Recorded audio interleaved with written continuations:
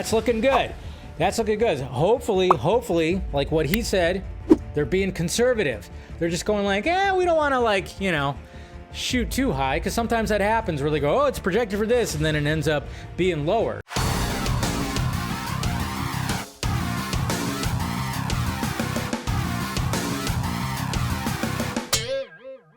Dune Part 2 box office projections. Cha-ching! Hopefully. I was talking about this on Monday's Film Junkie Live. I was like, yes, the box office last weekend was crap. It was pure crap. It was one of the lowest ever, if not the lowest. And now we're going into this weekend, and judging by the sold out IMAX shows that happened on Sunday, the early shows, it seems like going into this weekend, it's looking pretty good. And yes, it is looking pretty good. I just hope that it's actually a little bit more.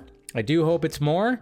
But yeah, right now it's looking pretty good. It's Dune Part 2 week for exhibitors. And of course, talking about this, industry is optimistic with projections ranging from 75 to 80 million. This is domestic right here. Opening in the US, 85 to 90 million, 5-day opening overseas, and a strong 160 million to 170 million global opening, almost half of 2021's Dune entire run in just 5 days.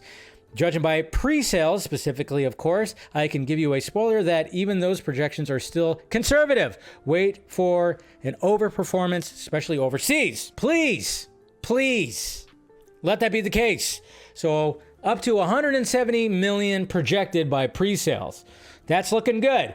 That's looking good. Hopefully, like what he said, they're being conservative. They're just going like, we don't want to like, shoot too high, because sometimes that happens where they go, oh, it's projected for this, and then it ends up being lower. You always want to be lower. It's always better to project lower than higher. And hopefully with all the good word of mouth, that it actually is higher, and it almost touches that 200 million.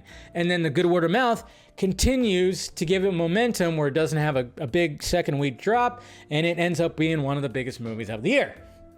That's what we hope for.